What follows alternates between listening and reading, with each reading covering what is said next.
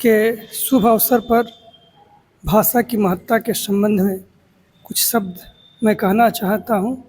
भाषा ही हमें मनुष्य बनाती है, भाषा ही हमारी पहचान है, भाषा ही हमारी अस्मिता एवं अस्तित्व है। हमारे व्यक्तित्व का विकास हमारी भाषाई दक्षता एवं कुशलता के अर्जन पर निर्भर करती है। भाषा के माध्यम से ही हम अपने अतीत से परिचित होते हैं, वर्तमान को जीते हैं एवं भविष्य के लिए सपने बुनते हैं। भाषा संस्कृति, संस्कार, शिष्टाचार, संवेदना, सामाजिकता, रीति रिवाज, नैतिकता एवं आध्यात्मिकता की कोख है, जहाँ से उपयुक्त सभी चीज़ें पैदा होती हैं।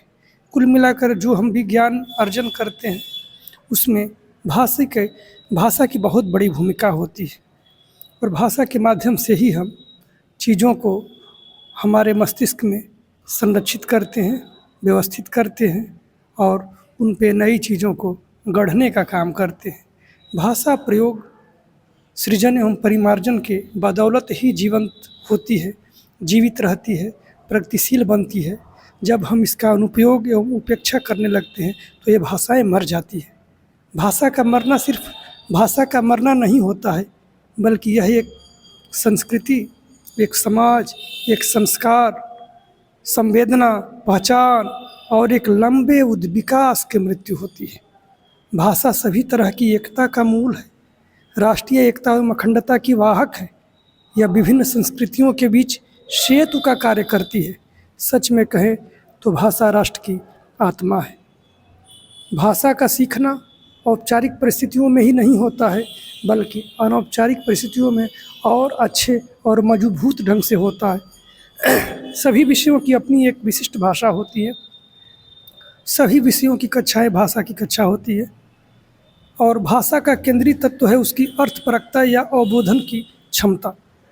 विचार विनिमय के लिए भाषा आवश्यक है। जब हम स्वयं से भी बात करते हैं तब भाषा की आवश्यकता पड़ती है। हमारी विचारण, चिंतन, मनन, सोच, स्मृति के लिए भी भाषा आवश्यक है। मौन की भी अपनी एक भाषा होती है। भाषा के लिए ध्वनि आवश्यक नहीं है, लेकिन ध्वनि इसे संप्रेषण में महत्वपूर्ण बना देती है। हमारे सामाजिक जीवन का यथार्थ है, बिन भाषा सब शून्य। अगर आपके पास भाषा नहीं है तो आपका जीवन सूना है, आपके पास कुछ नहीं है।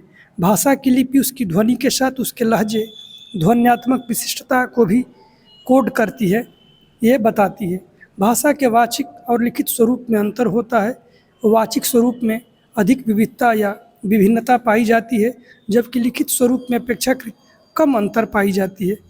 यदि मातृभाषा की बात करें तो बालक के सर्वांगीण विकास के लिए यह अमृत तुल्य है।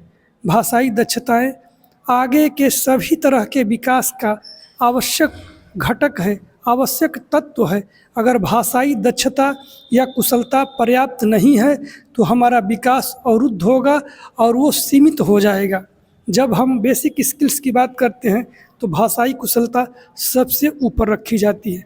हम अपनी भाषा के साथ साथ दूसरी अन्य भाषाओं को यदि सीखते हैं, जानते हैं, तो यह हमारे लिए अतिरिक्त उपलब्धि है।